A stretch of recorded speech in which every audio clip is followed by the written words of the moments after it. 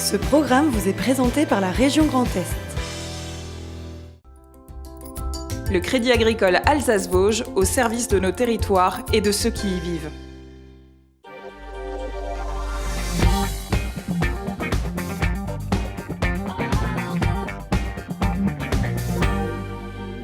Madame, monsieur, bonsoir, bienvenue pour une heure 100% alsacienne. L'actualité dans son pur jus avec Tanguy Flores qui va nous rejoindre dans quelques instants. C'est l'actu de Tchap avec un spectacle secret qu'on vous présentera des pin-up d'Alsace. Sylvain Dorschner, directeur général de Grand Innov, on va parler des trophées de l'innovation du Grand Est avec un palmarès d'entreprises alsaciennes ultra performantes. Focus sur Ovo du Cirque du Soleil et on va retrouver Kylian Monger, artiste criquet dans la troupe au Zénith de Strasbourg. Et Sabrina Keller nous reviendra dans quelques instants, présidente de Femmes de Foot, en compagnie de Claude Gavary. Juste avant, c'est l'actualité, Anna Britz.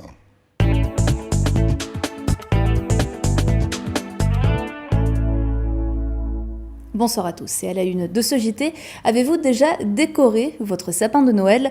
Là aussi, la mode est aujourd'hui au local et au naturel, exemple à Volksberg. Le tri des déchets, un jeu d'enfant. À Ilzac, dès la maternelle, les élèves suivent des ateliers pratiques.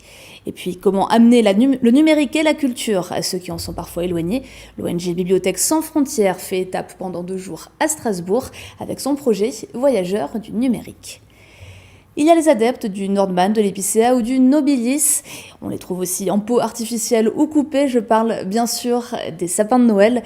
Et aujourd'hui, il en existe aussi pour ceux qui cherchent à consommer local et aussi naturel que possible. Cécile Motz s'est rendue à Volksberg et Ingwiller, profession producteur de sapins de Noël. C'est ici, au cœur des Vosges du Nord, que poussent les sapins de Jean-Georges Seemann. Au milieu d'herbes, de ronces et de feuilles, ça peut sembler banal, et pourtant peu de pépinières lui ressemblent. Après 22 ans de culture dite conventionnelle, ce producteur alsacien a dit non aux intrants chimiques il y a 3 ans. Et ces sapins ne s'en portent pas plus mal. Un sapin qui pousse naturellement, il est, dans un premier temps, moins large, un peu moins touffu, plus élancé. Donc, si je procède à une régulation plus stricte, donc à une régulation tout court, si vous voulez, cette branche-là, elle sera plutôt à ce niveau. Donc, on aura un sapin tout simplement plus touffu. Et vous voyez bien qu'au niveau de la couleur, là, c'est vraiment d'un vert profond. Donc, on peut vraiment produire des sapins sans pesticides, sans aucun souci. Qui dit production naturelle dit aussi plus de travail manuel, mais le producteur est un passionné, car il en faut du travail pour faire pousser un sapin de Noël, naturel ou pas, pour un résineux de 2 mètres, il faut compter entre 11 et 12 ans.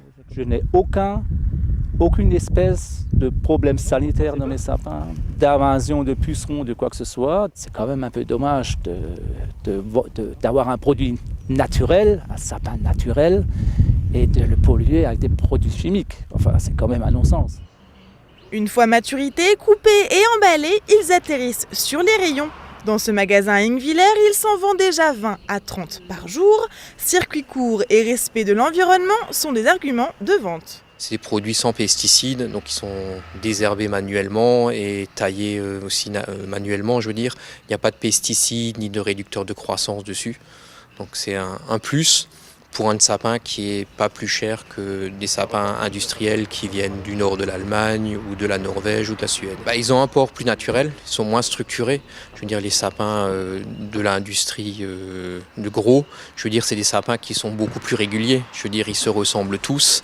Là, chaque sapin peut avoir un aspect un peu plus différent, donc ça fait aussi son charme. Cette année, environ 1200 sapins de l'exploitation de Jean-Georges seront vendus en circuit court dans les Vosges du Nord.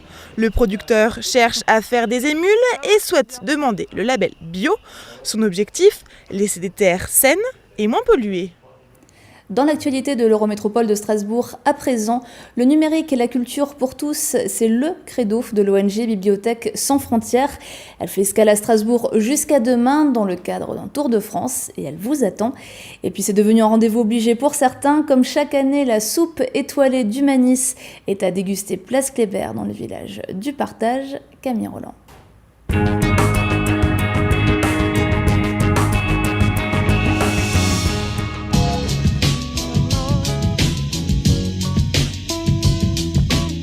Dans l'atrium de l'université, de drôles de boîtes ont été installées. C'est Ladies Box, une médiathèque 2.0. Elle fait étape à Strasbourg à l'initiative des voyageurs du numérique. À son bord, des ordinateurs, casques de réalité virtuelle et même robots. Porté par l'ONG Bibliothèques sans frontières, ce programme a une ambition, former des médiateurs citoyens pour mieux comprendre le monde numérique. On essaye en fait de former des gens pour qu'eux-mêmes essayent de former des gens un peu plus démunis sur la question numérique ou qui pensent l'être, parce que des fois les gens osent juste pas utiliser les outils de peur de faire bugger une tablette, un ordinateur. Notre enjeu, c'est justement d'essayer d'aller dans les territoires où il y a des inégalités d'accès au numérique. Alors les inégalités, elles ne sont pas forcément en termes d'outils. C'est-à-dire que maintenant, il y a de plus en plus de territoires qui ont Internet, qui ont le haut débit. C'est vraiment au niveau des usages. Tout le monde ne sait pas se servir d'un ordinateur. Donc on va prioritairement dans les territoires ruraux, dans les quartiers qu'on appelle politiques de la ville, pour essayer d'aider à mieux utiliser ces outils-là. Des outils numériques mis à la disposition de tous, geeks ou simples curieux. Des ateliers pratiques pour apprendre à créer un site internet ou encore des livres sur l'intelligence artificielle. Les ressources sont nombreuses pour créer un lien entre la machine et l'humain. On offre aussi un espace d'échange parce que les gens souvent ne savent pas trop avec qui se tourner, ils n'osent pas forcément parler de leurs difficultés peut-être à créer un compte mail avec leurs proches. Donc s'ils veulent venir, ils sont les bienvenus. Et on apporte aussi parfois des petits outils, des ressources assez faciles à prendre en main. Que ce soit parfois des sites internet où ils peuvent s'auto-former. À une époque où le numérique fait partie prenante du quotidien pour trouver un emploi, faire ses tâches administratives ou simplement acheter ses courses, 6 millions de personnes souffriraient d'électronisme en France, l'équivalent de l'illettrisme en informatique. Une fracture sociale qui n'est pas qu'une question de génération. On se rend compte de plus en plus que même au niveau des jeunes qui ont l'habitude d'utiliser ces outils, qu'ils ne se rendent pas compte en fait de tout ce qu'il y a derrière. On sait aller sur Internet, mais est-ce qu'on sait comment fonctionne un moteur de recherche, par exemple ? Et au niveau des personnes âgées et des adultes, il y a un fossé qui se crée entre les générations et on fait en sorte de pouvoir les connecter eux aussi. Et pour faire voyager cette démarche et cette ambition, Ladies Box fait étape partout dans les villes, quartiers populaires, MJC, bibliothèques, camps de réfugiés, écoles, pour ne laisser personne de côté. C'est là tout l'objet de Bibliothèques sans frontières, parrainé par le journaliste Augustin Trapenard, présent à Strasbourg cet après-midi pour débattre avec les visiteurs. C'est une médiathèque mouvante et innovante, qui se déplace effectivement partout où la culture n'est pas, et qui travaille surtout de concert avec les bibliothèques. Ce sont des bibliothèques hors les murs, c'est-à-dire une extension des bibliothèques. Et moi, je me suis rendu compte, à travers mes déplacements dans toute la France, mais aussi à l'étranger, qu'en réalité, la bibliothèque, c'était aussi un lieu, un espace de sociabilité, où les gens se rencontrent, où les gens discutent. Simplement, il faut franchir le pas et y aller. Quelquefois, on a une bibliothèque à côté de chez soi et on n'ose pas y aller. Parce qu'il y a une honte, parce que ça fait peur, parce que le livre, c'est élitiste. Le travail de Bibliothèques sans frontières, c'est aussi de montrer qu'une bibliothèque peut se déplacer et s'approcher de tout le monde et que tout le monde y a accès. Les voyageurs poursuivront leur étape strasbourgeoise demain avec des discussions sur la protection des données et un atelier sur la programmation des robots avant de reprendre leur tour de France.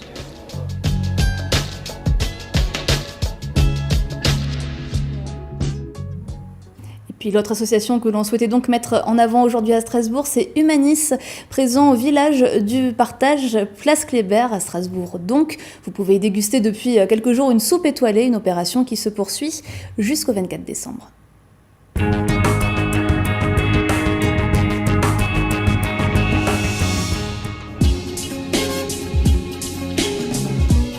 Ça fume, ça réchauffe, mais ce n'est pas du vin chaud que l'on trouve sur le stand d'Humanis au village du partage. C'est de la soupe, et pas n'importe laquelle, de la soupe étoilée même. Le profit de sa vente permet de soutenir les chantiers d'insertion d'Humanis. L'opération n'est pas nouvelle, mais pour le chef Julien Bins, c'est une première. Je pense que c'est une excellente idée de proposer déjà une soupe au mois de décembre. Ça me paraît idéal, on est sur les marchés de Noël, ça réchauffe un petit peu le cœur, ça réchauffe aussi le corps. J'avais jusqu'à maintenant fait essentiellement des opérations qui étaient liées autour de la lutte contre le cancer et surtout pour des choses un peu médicales. Aujourd'hui, faire la soupe étoilée, c'est un plaisir et un honneur d'être ici. Au menu cette semaine, pané, lait de coco et citronnelle. Comme lui, ils sont 4 chefs étoilés à se succéder pendant tout le mois pour proposer leurs recettes. Les soupes sont ensuite fabriquées chez un traiteur, puis vendues ici au profit d'Humanis. La soupe étoilée représente aujourd'hui le quart de leurs ressources propres. Il fallait qu'on trouve une activité qui puisse être pérennisée dans le temps et qui puisse attirer du monde. Donc une manière d'attirer du monde, c'est quand même d'avoir des personnalités qui permettent d'attirer les gens et de pouvoir collecter une certaine somme d'argent qui nous permet après de pérenniser notre chantier d'insertion ou d'aider nos associations de la solidarité internationale à bénéficier de dons en passant par une bourse au projet et qui finalisent après leur projet ou qui les concrétisent dans les différentes contrées où ils sont en activité. Une opération réitérée pour la 6e fois et toujours avec grand succès au village du Partage, place Kléber. Depuis que je connais la soupe étoilée, j'y viens et toutes les semaines. Je ne fais pas de différence entre les étoiles, moi, je les aime toutes. L'idée est bonne et en plus c'est bon au goût, alors ça fait 2 bonnes raisons, ça me suffit. D'ici Noël, encore 2 recettes restent à découvrir en gobelet ou sachet d'1 litre.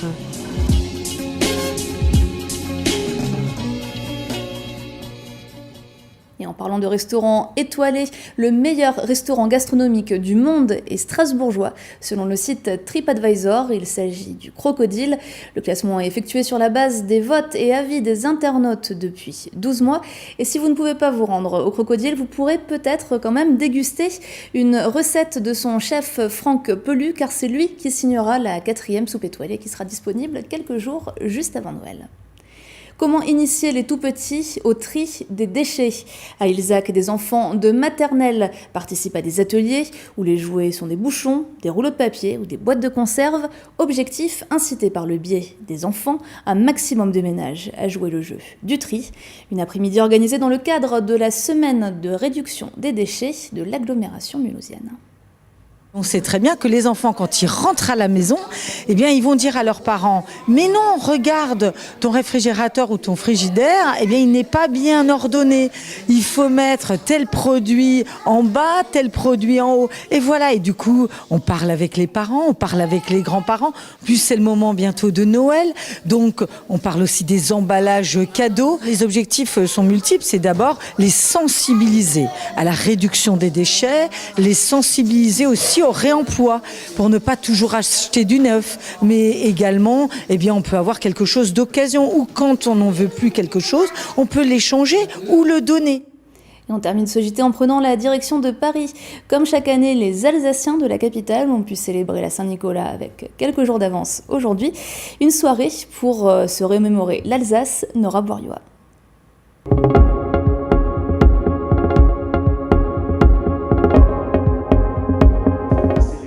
C'est le rendez-vous annuel des Alsaciens et Mosellans de Paris, la fête de la Saint-Nicolas. Depuis une vingtaine d'années, une soirée est organisée dans la capitale pour perpétuer cette tradition. Je crois qu'il y a un vrai attachement à nos régions d'origine. Moi, c'est première génération, mais il y a des gens dont c'est l'arrière-grand-père qui était alsacien, qui ont gardé leur lien avec l'Alsace, et le moyen de se retrouver, de témoigner. Un des moyens, c'est cette soirée qui est conviviale, qui est gratuite, où tout le monde est tout simplement heureux de se retrouver. La soirée se déroulait à la Gaîté Lyrique avec plus de 200 invités, élus, professionnels des médias, artistes ou encore chefs d'entreprise. Les Alsaciens sont partout. C'est à la fois pour faire le moment de convivialité annuel, et puis là, j'avais la chance d'avoir une actualité. C'est pas tous les ans pareil, mais je viens régulièrement pour échanger avec d'autres gens qui sont un peu comme moi, qui essayent de faire, on peut dire, leur travail et de réussir à Paris. Voilà. Pour moi, de revenir aussi aux racines, de voir les gens qu'on a côtoyés, de se retrouver entre nous. Et puis, c'est une fête extrêmement prestigieuse, dans un lieu prestigieux, avec une réception prestigieuse. C'est une occasion tout à fait unique ici, en tout début décembre, de pouvoir fêter la Saint-Nicolas, qui a quand même été la fête traditionnelle qui marquait la fin de l'année quand on était enfant en réalité. Choucroute, knack, vin d'Alsace, tout était là pour faire flotter un peu d'air alsacien dans la capitale. RGDS, partenaire des Alsaciens qui s'engagent. Et on finit avec l'image du jour d'Oliviane. On prend le pari que les cadeaux labellisés Alsace vont faire un tabac cette année à Noël. Entre les t-shirts au slogan ravageur et les accessoires déjantés, le choix s'est élargi. Le site Made in Alsace et les boutiques Bretzel Airlines, les créateurs s'en sont donnés à cœur joie. Voilà, vous avez plus votre petite cathédrale, Anna. Hein. Elle reviendra. Elle reviendra. Merci Anna Brice pour ce JT. On accueille le plateau. Tanguy Flores, venez nous rejoindre sur ce plateau. La présidente de Femmes de Foot, Sabrina Keller, et son invité, Claude Gavary. Venez sur ce plateau. Installez-vous, Sylvain Dorschner, directeur général de Grand Innov, et Kylian, jeune artiste, un artiste criquet d'ailleurs, j'adore dire ça, que vous allez voir au Cirque du Soleil à partir de mercredi. Le temps que tout le monde s'installe, un petit coup d'œil sur la météo. Voici la météo avec Velmin Froid. Velmin Froid au minéral naturel.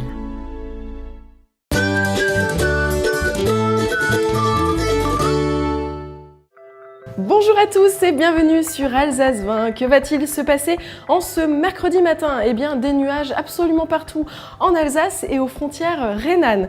Les valeurs matinales, il fera 4 degrés à Weinbourg, à Roppenheim également, ou encore à Mannheim, 5 degrés de Strasbourg jusqu'à Kiel, 6 degrés sur l'ensemble du Haut-Rhin en passant par Bâle ou encore Fribourg. L'après-midi, eh bien, pas de changement, toujours un ciel très chargé en nuages et les valeurs dans l'après-midi, ça reste relativement doux.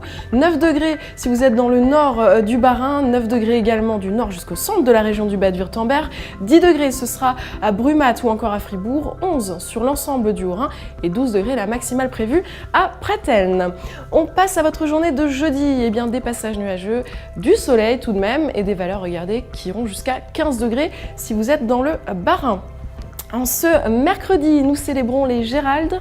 Le soleil se lèvera à 8h04 pour nous dire au revoir à 16h34. Excellent moment à tous sur Alsace 20 et à demain.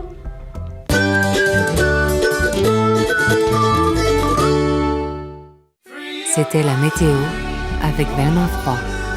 Velmin Froid au minéral naturel. Et on va vous parler à présent des trophées de l'innovation Grand Est qui ont été remis hier soir à Mulhouse, une ville qui vous fait forcément plaisir, Sabrina Keller. Ouais, j'adore. Dès qu'on parle de Mulhouse, elle est contente. Sylvain Dorschner est avec nous. Comment allez-vous ? Très bien. Vous êtes le directeur général de l'agence Grand Innov. Petit mot, explication, Grand Innov, qu'est-ce que c'est ? Alors Grand Innov, c'est l'agence régionale d'innovation du Grand Est qui a été voulue par la double volonté de la CCI du Grand Est et de la région Grand Est. D'accord. Et qui, sur tout le territoire, s'occupe de l'innovation sous toutes ses formes et pour toutes les entreprises, pour tous les territoires qui le souhaitent. Alors, ce qui s'est passé hier, remise des prix à Mulhouse, mais dans le Grand Est, il y avait la même chose qui était du côté de Reims. Exactement. Et encore ? Et du côté de Nancy, où nous étions partenaires des Ailes de Cristal, où nous avons fait exactement la même chose qu'à Mulhouse et qu'à Reims. Alors du coup, combien de projets vous avez étudiés cette année ? Il y a eu combien de finalistes ? Alors ça a été une très très bonne moisson, puisqu'on a eu 68 projets qui sont arrivés de partout. Une trentaine à peu près pour la région, l'ex-région Alsace, pour parler à vos auditeurs. Et tous les secteurs d'activité, le numérique, la santé, les food, tech, etc. ont été représentés. Donc très très belle moisson. Et pour arriver à 5 prix et un coup de cœur. Alors regardez le premier, c'est Defimed. Je vous propose ces images. Defimed, c'est une société qui a fait partie, qui a été très accompagnée en fait par les pôles de compétitivité ici en Alsace. C'est un produit, on va dire miracle pour les diabétiques. Produit miracle, Séverine Sigrist, la fondatrice, formidable. Voilà, et c'est un dispositif qui va délivrer de l'insuline, comme quoi on a des véritables pépites avec des cellules souches, donc la personne diabétique, c'est un vrai confort. Tiens, avant qu'on voit les images, si je vous dis Alsafix, ça vous dit quelque chose Alsafix ? Ouais, c'est une grosse boîte. Ouais. C'est une très belle boîte. Très belle boîte. Ouais. Alors ils sont formidables, ils sont créatifs. Le responsable de l'innovation est venu nous voir avec un petit pot qui transforme à peu près tout ce qu'on veut en ciment. Alors c'est ça, regardez bien, c'est justement ça. Il met un bâton, le petit pot qui va bien à l'intérieur, un produit chimique, on va laisser les images, regardez ce qui se passe. Ça monte tout simplement et c'est quelque chose qui est un pied de poteau chimique. C'est ça. C'est-à-dire qu'on peut mettre du béton, boîte à la sienne, on peut mettre du béton. Alors, je lui ai demandé s'il pouvait installer un tableau chez moi. Il n'a pas répondu. Je me méfie quand même un petit peu. Le pied de poteau chimique, c'est un super cadeau de Noël quand même. Voilà, chérie. Pour le sapin, c'est formidable. Pour le sapin, sauf qu'après tu l'enlèves plus. Je voudrais qu'on dise un petit mot sur l'innovation sociale, qui est de l'innovation aussi, et qui était récompensée. Et ça a été été Trianon Résidence. Oui, alors Trianon Résidence, ils ont inventé cette chose-là pour les trentenaires qui en réalité veulent tous être propriétaires. Ouais. Seulement, finalement, 20% arrivent à accéder à la propriété. Et souvent, vous savez que pour être bien vu par les banquiers, vous devez avoir un apport. Et cet apport est un peu compliqué. Ouais. Et donc, souvent, les jeunes osent demander à leurs parents, mais osent moins demander à la famille la plus élargie, les oncles, les tantes, etc. C'est un peu gênant de demander cet apport. Et donc, Trianon Résidence a inventé une espèce de kiss-kiss-bank-bank de crowdfunding qui permet en réalité aux futurs propriétaires, en tout cas ceux qui s'y destinent, à dire écoutez, voilà, j'ai lancé ma cagnotte en ligne, est-ce que vous pouvez faire un petit effort? Et ils disent pour 1 euro qui a été collecté, on met 1 euro jusqu'à la limite de 5 000 euros. Donc, alors le gars prenait l'exemple, c'est exactement ça. Et j'ajoute quand même qu'ils ne prennent pas ça pour le mettre dans la marge du logement, évidemment, d'accession. C'est vraiment. C'est-à-dire que quand vous faites un anniversaire, si voilà. vous voulez acheter un appartement, comme vous êtes un jeune trentenaire, Tanguy, complètement. Voilà, chacun vous donne 50 euros. Ça grossit un peu, finalement vous aurez 500 ou 1000 ou 1500 euros, vous mettez ça dans cette cagnotte de plateforme, et eux, Trianon, met 1500 en plus, donc vous avez un petit pécule de 3000 balles. C'est génial. C'est bien. 5000. Oui, jusqu'à 5000. Jusqu'à 5000. Ils sont pas fous non plus, parce que on a des copains très généreux.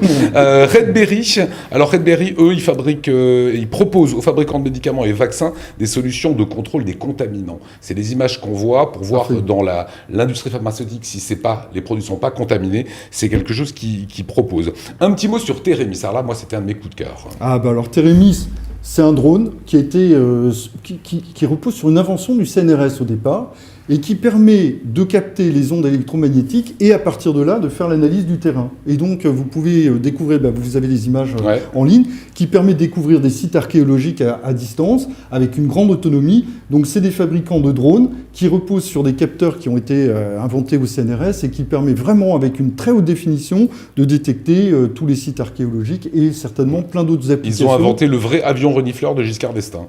Non, Non. C'est propos vous avez Non, autant l'avion renifleur c'était une arnaque, autant ça, ils arrivent, on en a parlé hier, par les variations. Je suis content du raccourci, les mecs qui ont bossé pendant des années. Non mais comme quoi, on connaît Giscard d'Estaing. Non, ils connaissent pas. En fait, ils passent au-dessus avec la variation du champ magnétique, ils arrivent à voir sous 1 mètre de terre s'il y a de l'archéologie, s'il y a des fouilles à faire, etc. Et plus le drone monte, plus on peut voir dans son sous-sol s'il n'y aurait pas de la géothermie à faire. C'est extraordinaire. Si on avait dit ça il y a 25 ans, formidable ambassadeur. On n'y aurait pas cru. Et on va terminer avec MyFood. Ça, c'est pour vous, Sabrina. Peut-être pour Kylian, tiens. Voilà, t'es un peu bio, t'es un peu... Ouais, pourquoi pas, on va voir. Mais un peu de steak quand même, quoi. un peu, il en ouais, je crois, surtout avec le sportif, on verra après. MyFood, regardez ces images. Vous nous en dire un petit mot des serres connectées. Voilà, serre connectée, c'est-à-dire que eux disent que avec cette serre-là, vous la pilotez avec votre iPhone, vous pouvez même partir en vacances, comme quoi c'est totalement autonome. Une famille de 4 personnes peut être en autonomie. Vous imaginez Tanguy à la maison? Ouais, complètement. Et puis en plus, ils fabriquent des communautés autour, où on peut donner plein de tuyaux. Et le but du jeu, c'est de fabriquer sa propre nourriture à la maison en utilisant le numérique. Ça, c'est vraiment de l'innovation. Voilà. Qui c'est qui composait le jury de ces prix? Ce sont des gens qui s'y connaissent vraiment? Oui, c'est alors, le grand public? Non. En fait, on a eu la chance d'avoir un jury trié sur le volet parce qu'en réalité, dans l'agence d'innovation, on a évidemment beaucoup d'innovateurs. On a un conseil de surveillance qui est composé, on va dire, des représentants des pôles de compétitivité, des représentants de fonds, des représentants... les 5 universités sont à bord, etc. Et en plus de ça... Lionel qui ressort les gros dossiers de l'histoire. Exactement. Voilà. Et en plus de ça, on a rajouté le comité stratégique des entreprises innovantes. Donc les plus gros innovateurs de la région Grand Est ont passé toute la journée.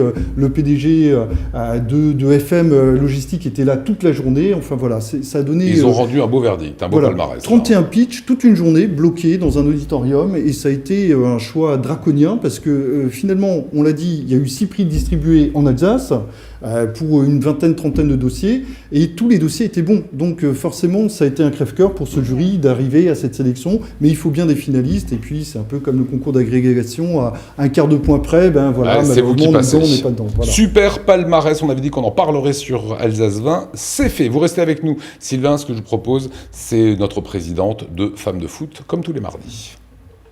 Mesdames, nous avons les voitures que vous adorez.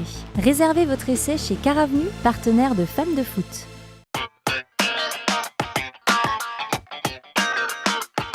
Et Sabrina, chaque semaine, vous mettez quelqu'un à l'honneur. Ouais, bonsoir Lionel, bonsoir à toutes et à tous. Cela n'échappe à personne, il fait froid. Oui, Et il va faire de plus en plus froid quand même, je pense. Et pour les plus démunis, ça devient un petit peu compliqué. Donc il existe des associations pour leur venir en aide. Ce soir, on fait un focus sur une association qu'on connaît bien, le Secours Populaire, mais on ne la connaît pas si bien. Je vous reçois, Claude Gavary, en tant que bénévole, mais aussi membre de la commission financière du Secours Populaire. Ça sert à quoi, cet organe ? La commission financière, c'est tout simplement une commission obligatoire dans le cadre d'une grosse association comme la nôtre, qui travaille avec le trésorier de l'association pour préparer les budgets, approuver les décisions et proposer des projets qui nécessitent des financements. Et voilà, et donc... C'est très sérieux. C'est très sérieux. On est soumis à une législation très sévère puisque nous sommes une association d'utilité publique. On a un commissaire aux comptes, nos comptes sont approuvés, vérifiés, etc. Normal. Vous avez à peu près combien de bénévoles dans le Bas-Rhin ? Alors nous sommes environ 360 bénévoles dans le Bas-Rhin qui ont des missions ponctuelles ou très régulières. Certains sont là plusieurs fois par semaine pour accompagner environ 11 000 personnes sur l'année, 3 000 familles. Ça a du sens. Ça a du sens et c'est de plus en plus nécessaire. Il faut au moins ça comme bénévole. Alors ils sont installés en face du stade de la Méno. Je vous promets qu'ils n'ont pas choisi à cause de ça. Ils sont vraiment donc, à côté d'Alsace 20. On n'est pas très loin. Pas très loin. En face de la Méno et vous avez plusieurs antennes dans le Bas-Rhin. Voilà, donc nous sommes structurés avec nous sommes une fédération avec des antennes, une antenne assez ancienne à Bischwiller, une antenne très récente en cours de développement à Moutzik, une antenne au port du Rhin, une antenne à la Cité de Lille avec une boutique solidaire qui existe depuis quelques années et un nouveau siège qui se profile à l'horizon puisque nous emménageons au Neuhof, qui est un quartier où les besoins sont énormes et où nous aurons des locaux. Vous êtes très présent dans le Bas-Rhin. On est présent partout et dans tous les domaines imaginables puisque vous avez fait allusion au fait qu'il fasse froid. C'est clair, c'est les vêtements. On est connu pour des distributions alimentaires et vestimentaires, mais nos missions et nos... Mais on va d'abord parler de votre budget quand même, avant de parler des missions. Il avoisine à peu près les 500 000 euros. Oui. Et c'est important de préciser que vous adhérez à la charte, vous faites partie du Secours Populaire, mais vous essayez de fonctionner de la manière la plus autonome. C'est important. Vous ne dépendez pas tant que ça des subventions. Alors les subventions représentent à peu près 16% de notre budget. C'est pas énorme. Ce qui est peu. On va déjà mettre le petit synthé pour les dons, comme ça on va grossir la petite enveloppe d'ici la fin de l'émission. Allez-y, n'hésitez pas. Voilà, donc on a, c'est vrai, un gros budget de 500 000 euros qui est constitué d'un certain nombre de choses qui sont des dons. Partie très importante, des dons de particuliers, des dons d'entreprises, des dons, des subventions nationales, donc que nous limitons le plus possible pour être sûr de pouvoir continuer à fonctionner quoi qu'il arrive. Le travail des bénévoles, nous avons fait des calculs et pour 1 euro qu'on nous donne, le travail des bénévoles arrive à en faire 3, puisque une grande partie de nos recettes sont issues des initiatives, des ventes, des braderies, des collectes. En parlant d'initiatives, justement, j'ai dit en préambule qu'on croit connaître le Secours Populaire. En réalité, vos valeurs, parce que vous n'aimez pas parler de missions, vous parlez de valeurs, dépassent largement celles d'habiller et de nourrir. Quelles sont toutes les missions, Alors, certaines ? C'est la solidarité, au sens le plus large possible. C'est évidemment d'abord les besoins primaires, à savoir manger et s'habiller, mais c'est aussi l'accès aux droits pour les personnes qui ont des difficultés avec des dossiers administratifs, l'accès au logement, à la santé. Aussi là-dessus. Bien sûr. Soutien scolaire. Soutien scolaire, initiation au français pour les gens qui arrivent, accès à la culture, au sport, aux loisirs, avec l'aide de nombreux partenaires. Donc moi, c'est important pour moi de dire que vraiment la porte d'entrée, c'est se nourrir et se vêtir, et ensuite derrière tout l'accompagnement est absolument c'est colossal. On a une grosse équipe à l'accueil qui est formée spécialement pour recevoir les gens, pour monter avec eux un dossier. Nous travaillons évidemment avec tous les services sociaux de la ville, avec un réseau d'entreprises avec lesquelles nous avons des partenariats, avec Médecins du Monde. On organise campagne de vaccination avec une diététicienne, cours de cuisine. Il y a plein de choses, vous avez remarqué. En parlant de campagne, il y en a 2 importantes. Il y a les Pères Noël verts, on va dire un petit mot, c'est en ce moment. Oui, c'est en ce moment. C'est d'actualité, là, il faut en parler. Absolument. Alors, les Pères Noël verts, c'est tout le monde, c'est nous tous. Et la mission des Pères Noël verts, c'est d'aider le vrai Père Noël à faire passer un bon Noël à tout le monde. Donc les Pères Noël verts sont présents pour des collectes, mais les Pères Noël, c'est aussi tous ceux qui vont nous aider par des dons financiers ou en nature, ce qui est le cas de nombreux partenaires. Et là, nous allons parler de notre partenariat Bien Femmes sûr. de foot avec le Secours Populaire qui aura lieu donc le match de Nice le 22 décembre. Nous allons récolter vêtements et autres pour... Vêtements chauds, vêtements chauds. Voilà, parce qu'on en a vraiment besoin en ce moment. Ce sera notre deuxième édition, ça avait très bien marché l'année dernière. On avait récolté énormément absolument. De choses pour vous et on est très heureux de le faire. Et on espère que ces partenariats vont se développer à l'avenir. Eh bien, écoutez, vous êtes en tout cas entre de bonnes mains aussi avec Sabrina Keller. On rappelle pour les dons. Exactement, exactement. On rappelle les dons, regardez, prenez votre temps. On peut le faire de deux façons. Soit vous êtes de l'ancienne école avec le timbre et le chèque, ou soit vous passez directement sur le site Internet et ça va sur le Bas-Rhin. Oui, sur le Bas-Rhin, et ces dons donnent droit à une réduction d'impôts. C'est important aussi de le préciser. 75% pour les particuliers, donc un don de 100 € vous revient à 25 €. Les chèques sont à libeller alors du Secours Populaire du Bas-Rhin. Et pour les dons en numérique, Internet ou SMS, précisez aussi Secours Populaire du Bas-Rhin. Elle aura tout dit. Parfait. Bravo. Et bien à suivre, c'est Kylian qui est à vos côtés. Voilà, jeune homme de 24 ans, c'est un des criquets de la troupe du Cirque du Soleil. C'est absolument génial, le Cirque du Soleil. On va en parler, on parlera de Chap, toute l'actualité trouvée comme ça, décortiquée par mon camarade Tanguy Flores, juste après ça.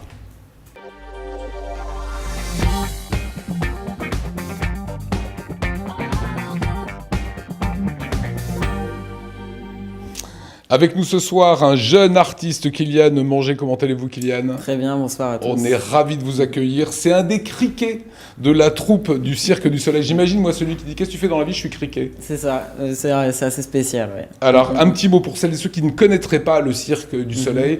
Comment est-ce que vous pouvez le définir ? C'est des performances humaines qui sont assez incroyables, en fait, qu'on va aller voir sur scène. C'est du cirque sans les animaux et tout ça, et c'est super. Eh ben, c'est tout à fait super. On va commencer par votre prestation. Regardez ce que fait Kylian avec d'autres criquets. C'est parti.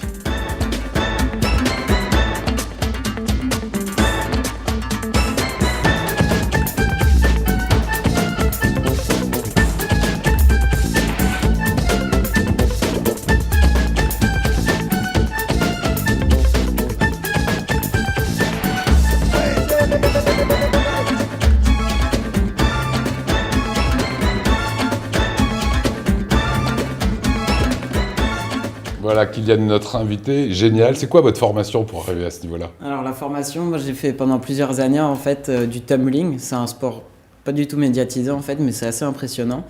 On est d'accord qu'il n'y a pas de filin. Il n'y a pas de quoi ? Il n'y a pas de filin. Non. C'est un trampoline, le mur, et vous êtes dans le vide et vous faites les figures dans le vide. C'est extrêmement impressionnant. C'est ça, c'est top comme sensation. Après, moi, ça fait des années que je fais ça. Du coup, je m'en rends moins compte, mais c'est vrai que voir les images, là, ça fait plaisir. Ça le fait, hein. Ouais. Voilà. Et évidemment, masqué comme un petit criquet. Alors, depuis sa première représentation à Montréal en 2009, vous savez combien de personnes ont vu le Cirque du Soleil ? 5 millions de spectateurs. C'est hallucinant. Donc, vous allez pouvoir les découvrir dans 2 jours. Mercredi, dès demain soir. Et c'est avec Ovo. Ovo, en portugais, Ovo, ça veut dire œuf. C'est œuf, c'est ça. Voilà. Qu'est-ce que ça raconte, Ovo ? Alors l'histoire, elle est, pour faire simple, c'est une petite colonie d'insectes en fait qui va être perturbée par l'arrivée d'un étranger.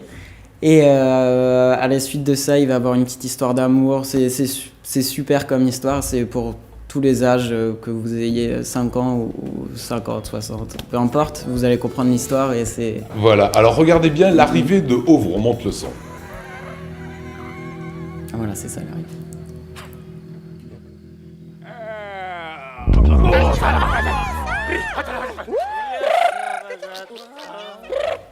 Voilà, c'est un concept complètement génial, c'est onirique, c'est féerique, et ça s'adresse à tout le monde. C'est-à-dire, si demain on y va avec une petite fille de 4, 5 ans, 8 ans ou une mamie, chacun y trouve son compte. Hein. Voilà, chacun va pouvoir percevoir l'histoire d'une différente manière, mais au final, l'histoire, elle est magnifique pour tout le monde. Voilà, c'est le symbole, l'œuf, hein, du cercle de la vie, de la naissance aussi de nombreux insectes, parce qu'on sortent des œufs. Et l'œuf, c'est le fil rouge du spectacle. Comment on s'entraîne ? Comment est-ce qu'on travaille entre ces différents tableaux ? Alors, Au jour le jour, Ouais. au jour le jour, en fait, il y a différentes manières de travailler. En fait, il y a des personnes qui vont s'entraîner beaucoup. Moi, par exemple, ce que j'aime bien faire, c'est venir le matin, me réveiller corporellement, me faire un petit réveil musculaire. Et à la suite de ça, on va avoir un entraînement dans la journée. Et après, il faut commencer à faire le make-up, se mettre en mode cricket. Et donc ça, on va se préparer 1 heure et demie avant le spectacle, en fait. Alors, c'est quoi cette créature là qu'on est en train de découvrir qui est hallucinante? Creatura. Alors ça, c'est un secret. Il n'y a que ceux qui font ce numéro-là qui savent comment ça marche. Même moi qui suis au sein du cirque. Sérieux? C'est le secret. Mais donc, pourtant, vous changez, c'est drôle comme truc. On ne sait pas comment c'est fait Moi, personnellement, je ne sais pas. Et à chaque fois que je demande à mes collègues qui font ce numéro-là, ils me disent c'est un secret, il n'y a que ceux qui font ce numéro. Alors, remettez-nous en régie Creatura. Alors, je veux revoir ça. Donc, c'est super. C'est top, hein. Voilà, ce spectacle absolument délirant. Spectacle absolument délirant, ça va commencer de mercredi à dimanche. 7 représentations, il y en a 2 le samedi, 2 le dimanche. C'est intense pour vous, Monsieur Criquet? C'est assez intense du fait en fait qu'on va bouger, enfin on va changer de ville toutes les semaines. C'est ça qui fait que c'est compliqué. Après, faire 7 shows dans la semaine, ça va avec tout l'entraînement qu'on a eu auparavant, ça va. Et tu fais quasiment 300 dates dans l'année? C'est ça, ouais. C'est chaud, hein? Ouais. Voilà, 24 ans, en pleine forme, et beau gosse. Voilà, on se repassera quelques images de cricket, promis, et ça sera juste avant de conclure cette émission. Avant cela, place à Chap, l'actu avec Tanguy Flores.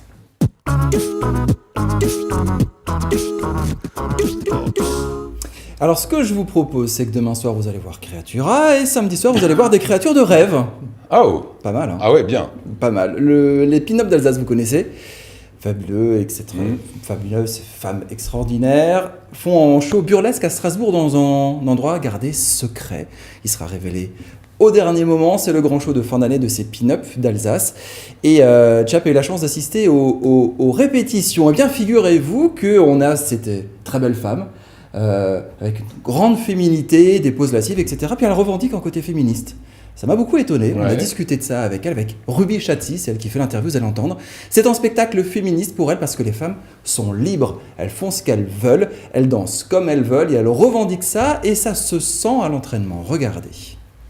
Dans notre manière de vivre et de vivre notre troupe, on est un peu des féministes quand même parce qu'on revendique le droit de vivre comme on a envie. On fait que ce qu'on aime, donc on ne se met pas de barrières. On n'est pas spécialement danseuse à la base, mais on aime quand même mettre des chorégraphies assez dansées ou des univers très marqués.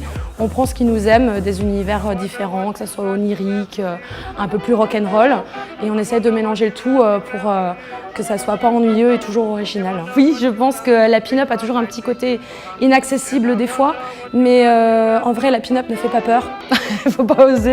faut oser lui parler. Et la pin-up, c'est vrai, à ce côté très glamour, très sophistiqué, mais très simple aussi dans la manière d'être et de penser. Donc on est sophistiqué dans le look, mais très simple dans la tête. Là, ça sera vraiment assez éclectique, grâce aussi aux guests que nous allons avoir ce soir-là. Il faut savoir que le thème de la soirée, c'est les contes et légendes des pin-up d'Alsace. Donc ce sera très varié. Donc on va rester sur le thème des légendes. Et, il y aura un mélange de burlesque classique, de féerie. Donc ce sera très varié. Et surtout, ce sera très classe puisque nous demandons à tous les spectateurs de venir en tenue glamour, puisque le dress code, c'est soirée de l'ambassadeur. Donc robe longue pour les dames, smoking pour messieurs. Voilà, et Coco d'As Vegas, notre pin-up qu'on aime beaucoup, sera jeudi notre invité à 19h. Bon spectacle samedi soir à Strasbourg quelque part, tout est sur la page Facebook des pin-up d'Alsace ou sur Chap. Voilà, tarte flambée, des pin-up aux tartes flambées. Ouais, t'es comme ça, toi. Flambée. Là, j'avais envie de proposer une tarte flambée à Sabrina, je sais qu'elle en raffole, un truc génial. Allez, je vous propose un petit restaurant. Celle que tu vas proposer. Allez, je vais vous parler d'un restaurant qui s'appelle Stammtisch. Facile, hein, Stammtisch, etc. Alors, avec des tartes flambées, avec Nicolas qui a 36 ans. Il a ce restaurant depuis 4 ans et il les revisite un petit peu. Il a une tarte flambée margarita, par exemple. Tu me regardes un petit peu comme ça. Il a même fait des tartes flambées au concombre. Mais c'est plus tarte flambée. C'est plutôt pas mal quand même. Ouais, non, c'est innovant. C'est innovant, c'est chouette. Ouais. Et je vous ai pas dit où est ce restaurant. Non. Ah. Il est où ce restaurant? Oui, je t'ai demandé en répétition. Ouais. J'ai dit, il est où ce restaurant? Il est à Lyon. Voilà. Il est à Lyon. Dehors. Il est à Lyon. Chap était à Lyon. On vous fait gagner d'ailleurs en voyage à Lyon. Visitez l'appli, le site, tout ce que vous voulez. Et Nicolas Walsh est un véritable Alsacien né à Mittel, installé à Lyon depuis 4 ans, et il a un restaurant alsacien à Lyon qui s'appelle Stammtisch. Il fait venir son Munster d'Alsace, il achète des produits ici qu'il propose là-bas, et il me dit que les Lyonnais adorent ça parce qu'ils aiment la crème, les lardons et les abats. J'ai visité son restaurant, en plus c'est classe, regardez. Ouais, en étant alsacien, j'ai voulu amener un petit peu de la culture de chez moi. C'est pas une cuisine 100% alsaco, quoi. On est ouvert. Donc on fait des flammes cuches, il y a même une margarita à la carte. Les tartes flambées, elles vont de la normale, la gratinée, la forestière, et puis après on a déjà fait nos concombres. Je fais ma pâte moi-même avec dedans un ingrédient, de la bonne farine et de la bière. Et puis voilà, on l'étale le plus finement possible. Et c'est comment? C'est bien accepté, les gens à Lyon ils aiment bien le saucisson, ils aiment bien le lard, ils aiment bien les abats, ils aiment bien la crème, le fromage, du coup ils sont contents quoi. Tout est fait maison, roulé à la main. Voilà, on a une Stammtisch, donc c'est pour ça qu'on s'appelle Stammtisch. On a une grande table où les gens qui se connaissent pas, ils s'installent les uns à côté des autres et puis des fois ils discutent, ils échangent. Il y a des bébés qui se font comme ça. Voilà, et toutes ces infos, vous les retrouvez sur l'application Chap, dispo sur les iPhones et les Android, comme on dit, c'est exactement ça. J'avais promis que les 30 dernières secondes, on serait avec Kylian. Avec le criquet. Voilà, avec le criquet. Vous serez sur scène à partir de demain soir, hein? C'est ça. Vous avez un petit peu la pression? Ouais, toujours un petit peu de pression, toujours de l'adrénaline positive en fait sur chaque première, donc on est super excités tous. Voilà, c'est ce qu'on voit là. Vous souhaitez vous monter jusqu'à quelle hauteur? Alors on peut aller jusqu'à 3 ou 4 mètres avec les trampolines beaucoup plus haut. C'est vraiment très impressionnant. On peut faire 3 fois notre hauteur. Ah ouais? Ouais. Et ben ça s'appelle OVO, c'est le Cirque du Soleil avec Kylian Manger. Merci beaucoup Kylian, merci Claude, merci Sylvain d'avoir participé à cette émission. Merci les camarades, Sabrina, Tanguy, et nous repart dans l'actualité avec le tour des cantons. «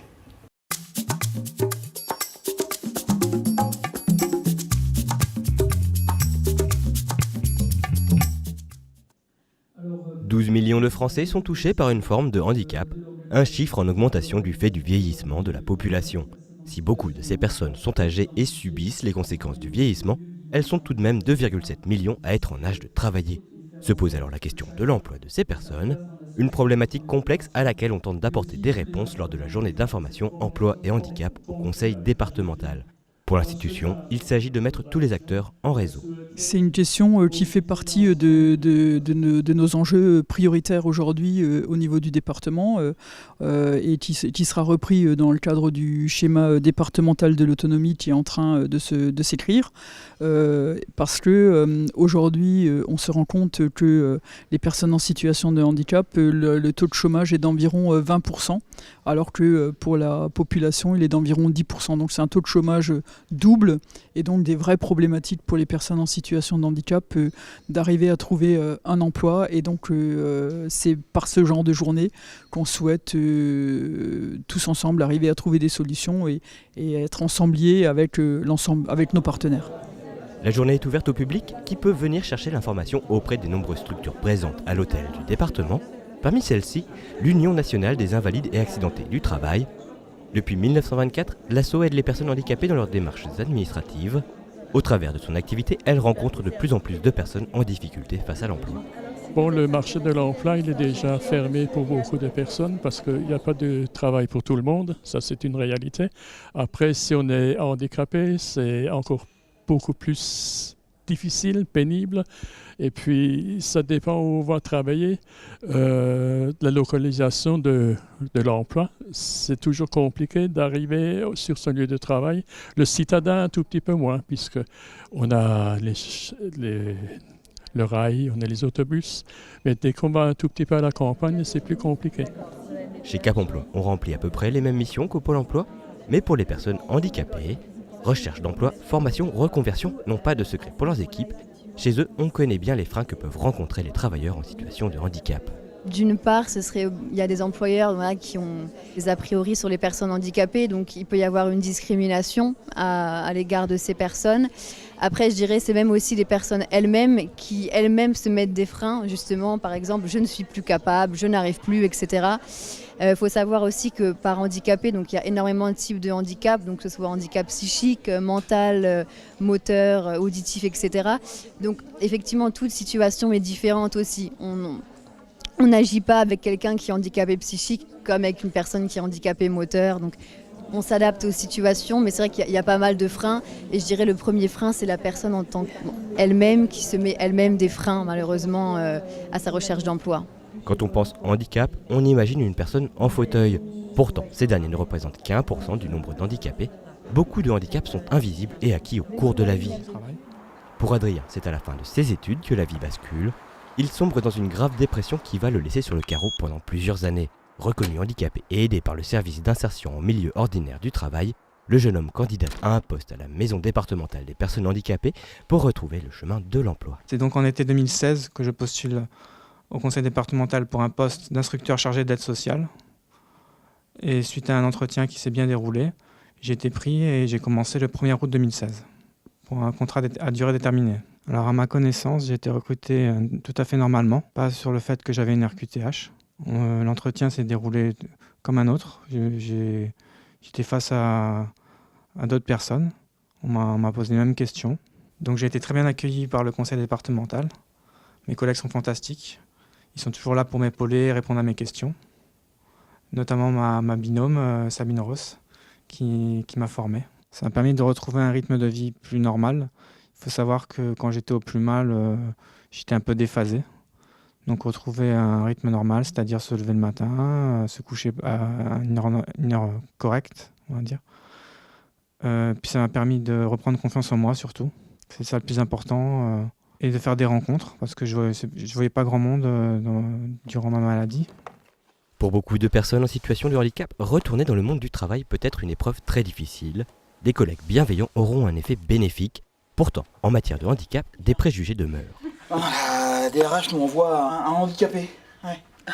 Un mec en chariot Comment c'est possible ça? T'imagines un peu le... C'est pour lutter contre ces préjugés qu'au conseil départemental, on organise des ateliers de sensibilisation lors de la semaine européenne pour l'emploi des personnes en situation de handicap. Aujourd'hui, c'est une scénette qui vise à tordre le cou aux idées reçues. Parmi les 3800 agents de l'institution publique, plus de 200 sont en situation de handicap.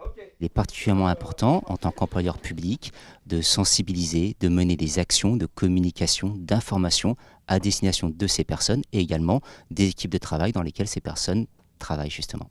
On va avec 2 comédiens professionnels dans différents collectifs de travail, dans différents sites où travaillent les agents du département, à leur rencontre pour proposer ces actions un petit peu de manière ludique, décalée, impromptue, inattendue, parce que la thématique du handicap au travail, des fois, peut être un petit peu ardue. Et là, il s'agit un petit peu de remettre un petit peu de légèreté sur ce sujet. À l'issue de chaque scénette, les spectateurs sont invités à s'exprimer. S'ils n'ont pas tous été confrontés au handicap, ils peuvent avoir été eux-mêmes victimes de préjugés. En fonction du parcours de vie de chacun, chacun va réagir différemment. Et en général... Le retour est quand même sur quelque chose de vécu, oui, que ça fait résonance chez chacun, même si effectivement à des niveaux différents en fonction de l'histoire de chacun et son rapport au handicap. Selon la loi, les entreprises de plus de 20 salariés sont censées employer 6% de personnes en situation de handicap. Malheureusement, beaucoup préfèrent payer des pénalités que de faire une place à ces personnes, bien souvent par méconnaissance des handicaps. Au conseil départemental, on souhaite rapprocher le monde du travail et celui du handicap pour une société plus inclusive.